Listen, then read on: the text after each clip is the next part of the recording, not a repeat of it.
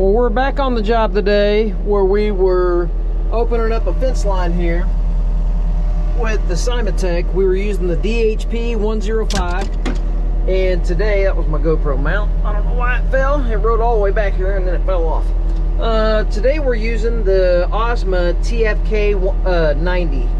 It's a 90mm mulcher, straight mulcher, and we will show you the differences of mowing with both. So sometimes one's not bad, sometimes one's better than the other. The DHP105 obviously is wider than this, so it has a bigger cut. This is a drum mulcher instead of a heavy hammer flail, so if you have to take bigger trees down, you have the ability to.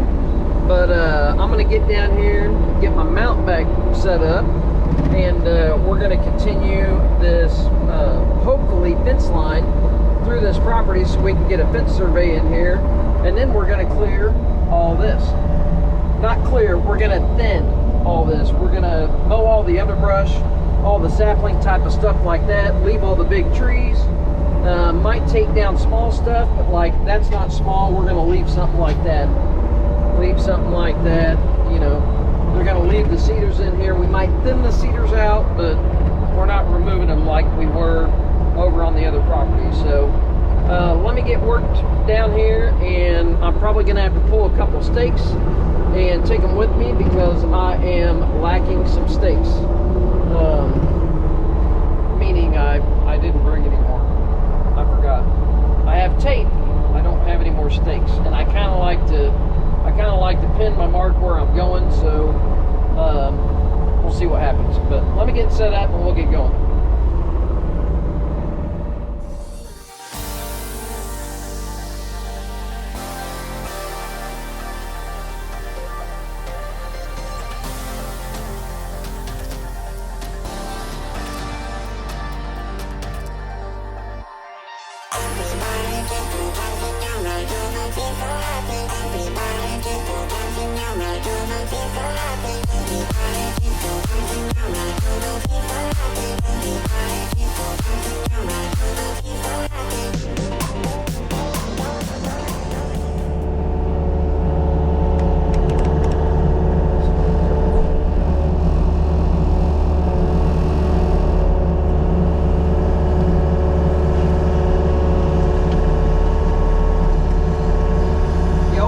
Try to do as much of the tree attached as you possibly can. At least that's what I try to do.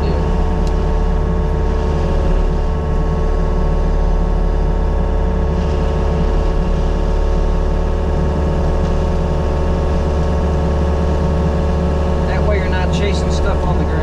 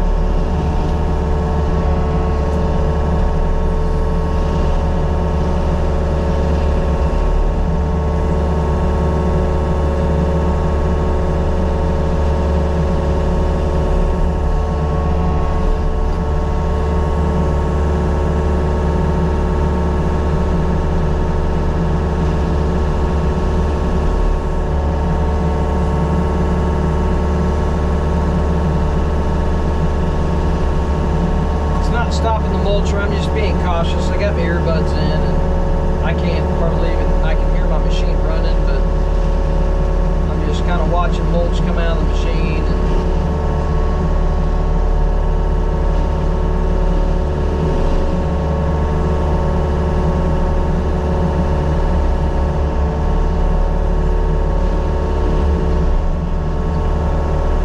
But I'm kind of in a ditch. I'm wobbling back and forth, so I don't know if you can see whenever I do small movements, the whole machine moves. I got my blade behind me here.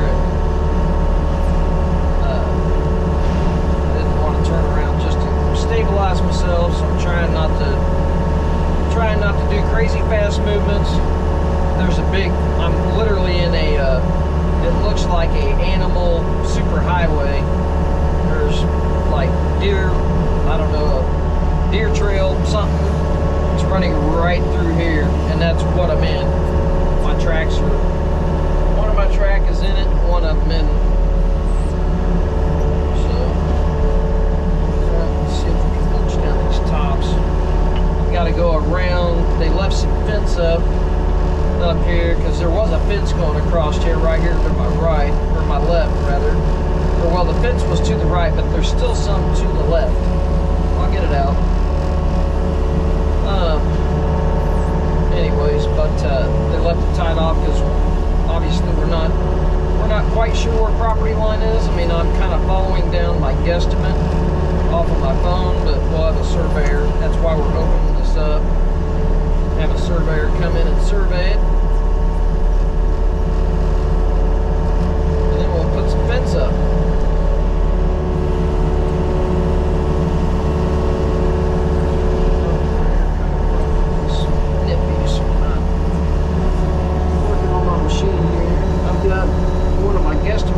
Behind me, so let's not run it over.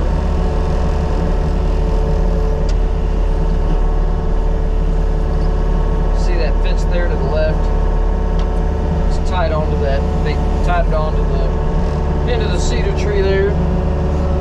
I would think that'd be on their property. If not, we can fix it. We're going to reset a corner post there for the neighboring property, the neighbors who they bought it from. And they don't care about the fence, but there's no sense in not tying it off, so we'll set a corner post, retie it off, and in the fence. We'll just put one of our fence posts there and tie theirs right behind the fence. Set 2 posts on it so they're all separate.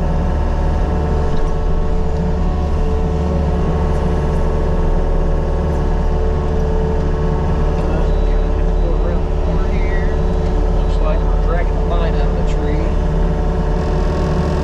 So it's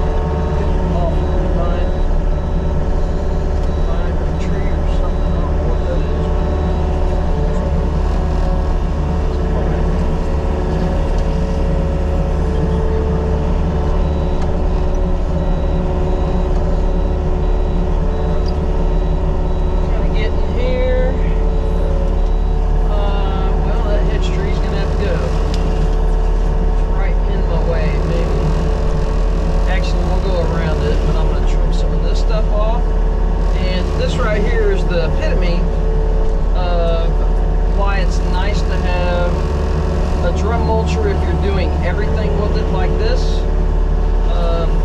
you know, you could do this with a heavy hammer flail, but it would take quite a bit longer.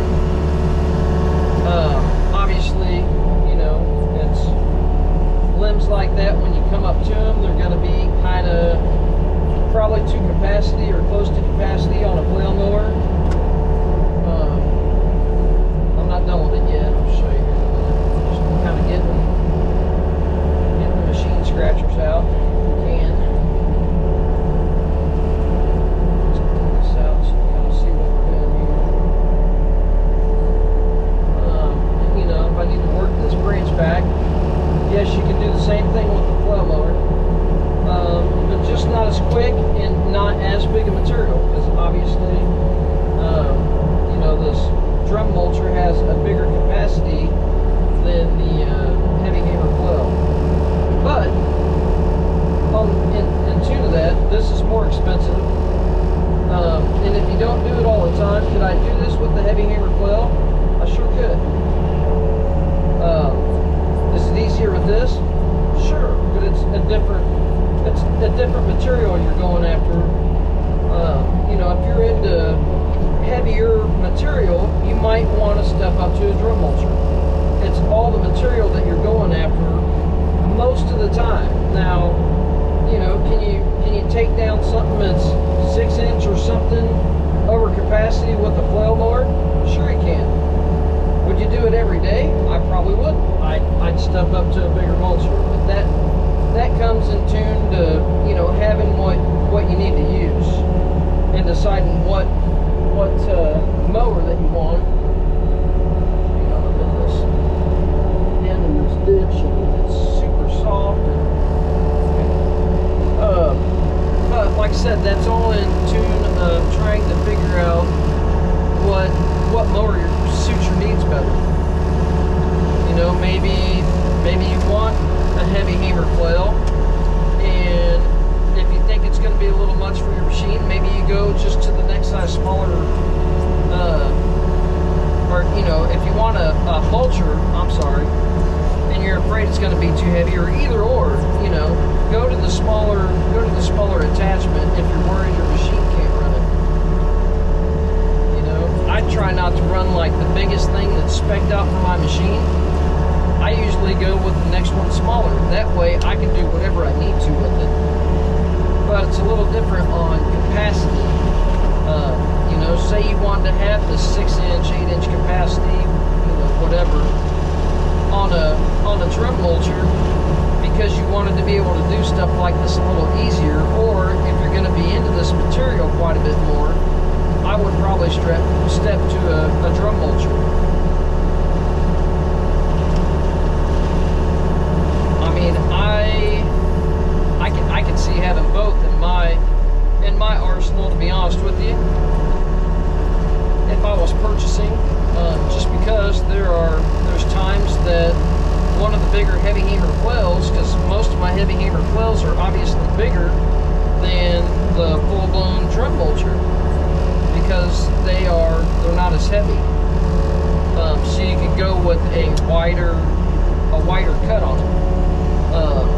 So there are definitely times that it'd be nice to have, you know, more clearing capability, speed-wise, you know, surface area with the mower, however you want to put it.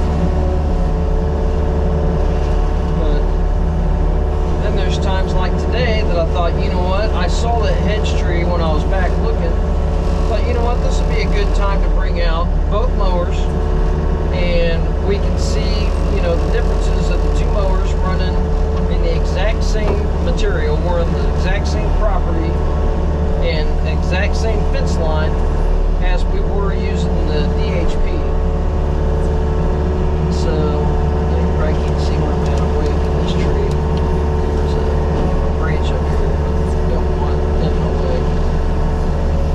Right here out of the way. Or someone being stuck up in this other branch. We'll take that branch off too. Just kind of in the realm at the top of my boom.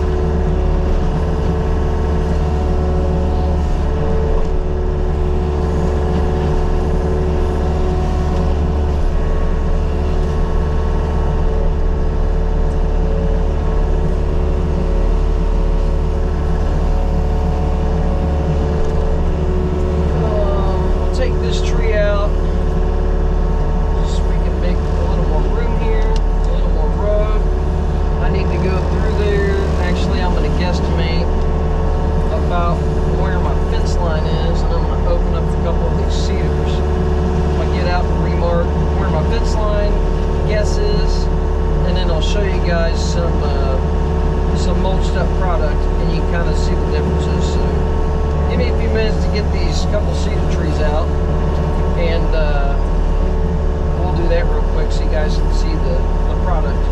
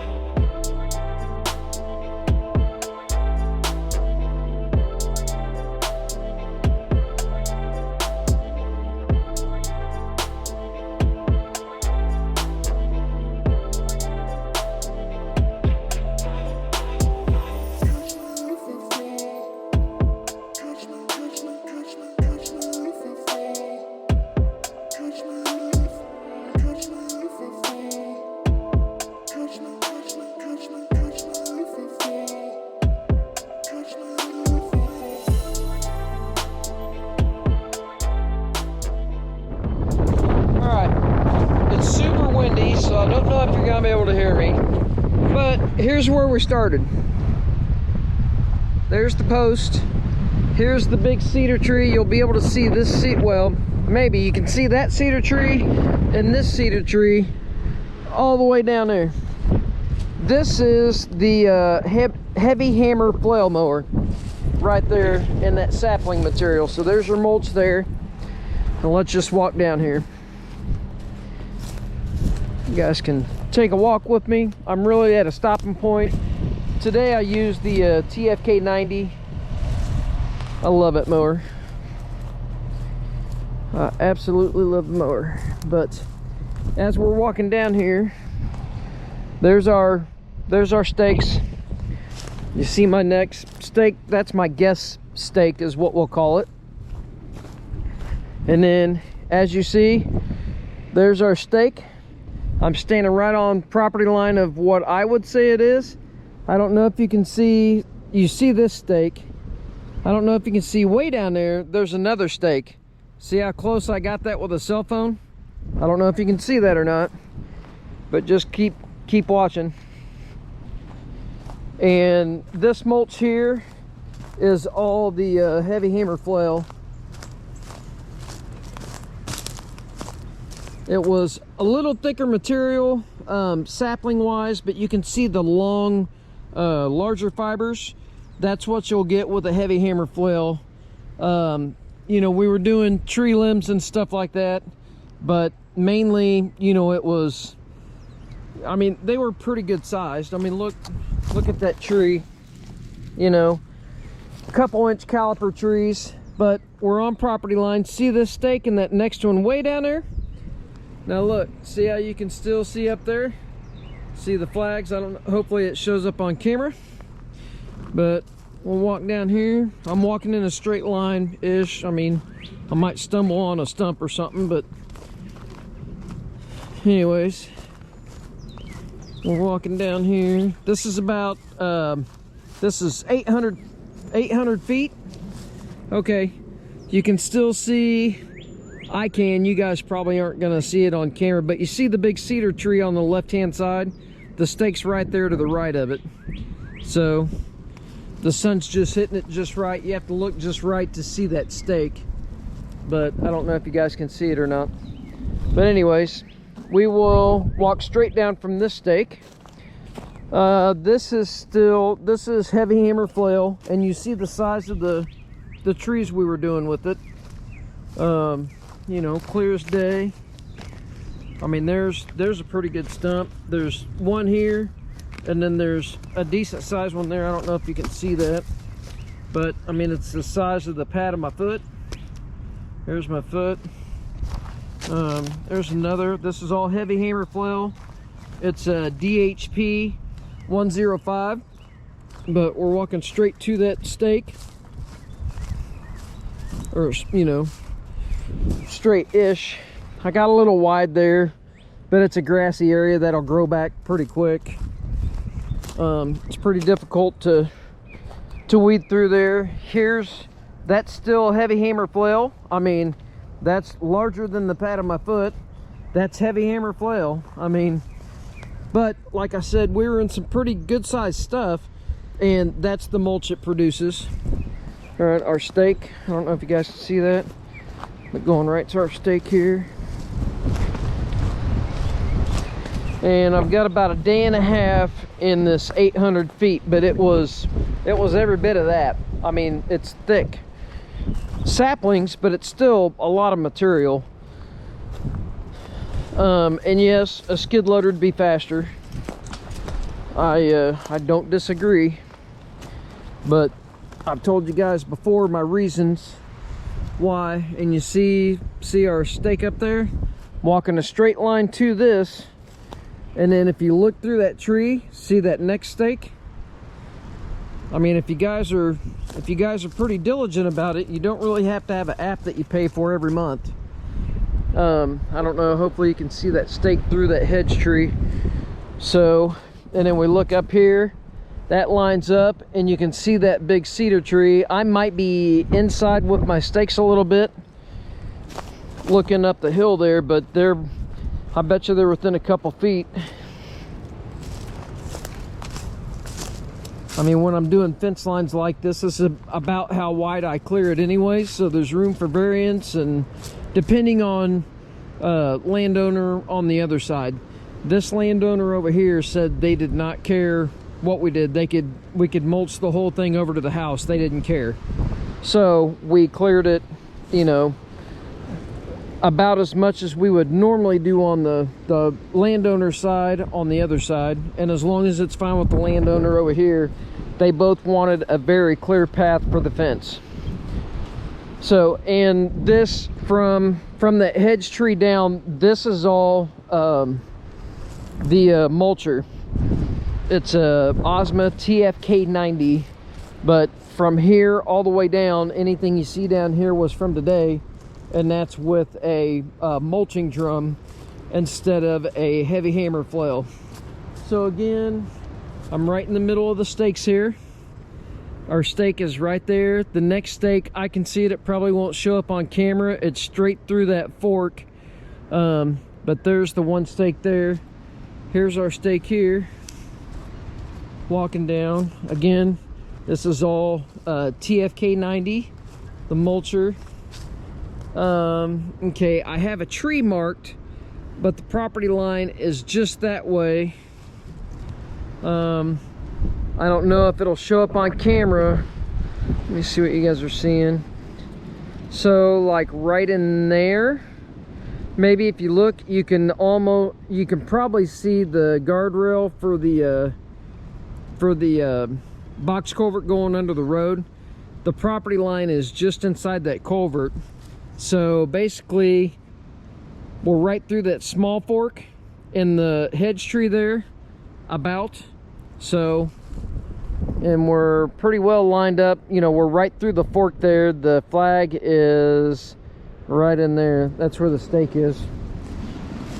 So, but this is all TFK90 OSMA mulcher. Now some of this heavier stuff, the saplings over there that it was throwing, and I didn't come back over and sweep it. This was actually, this was a lot of saplings that were in this area.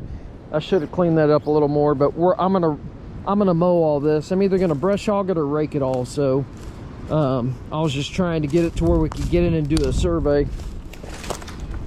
But so here again, this is where we were down here on the bottom. I don't know if you can see the orange. There's a stake about there probably. It's on the outside of that guardrail. That's where the pin is. So then if you look, there's our stake there, and then see the fork in the tree just beyond the stake. That's our hedge tree. So we're pretty well in line, but we've got it all mulched up. Like I said, I don't know, I got a day and a half in it. Yes, a skid loader would be quicker, but there's trade-offs. I mean, and the trade-off to me is it's more beneficial to have the mower on the excavator. And I don't charge as much as a skid loader, so as much as I can clear in a day, or a day and a half, if you do it in a day, you're going to be about the same money as I am. And then I can mow places that you couldn't even think about getting with the skid loader. I can mow down into an inaccessible creek. I can mow stuff that you can't mess with a skid loader.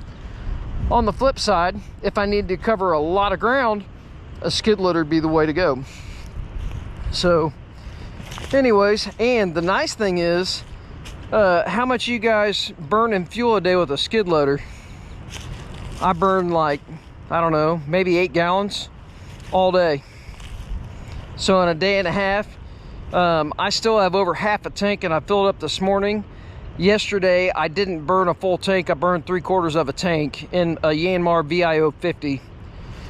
Look up the spec, I don't remember. I think my fuel tank is 13 gallons, 12 gallons, something. So you figure up my fuel consumption, it's not very much.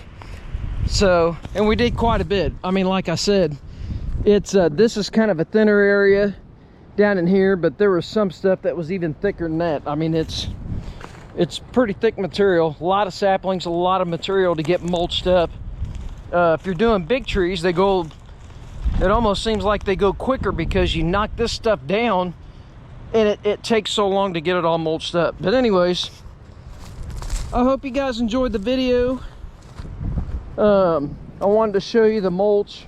Again, we're back into the heavy hammer flail. Longer, bigger pieces. It doesn't chop it up as much, but I'm gonna get up to the machine, and then I'm gonna track all the way back around, get on the truck, and we'll be out here burning piles tomorrow. So I think I'm gonna bring the rake and the Dan user. We'll see what happens. Hopefully they'll give us a burn permit. If not, we're gonna do some raking and some sapling pulling. So see you guys later.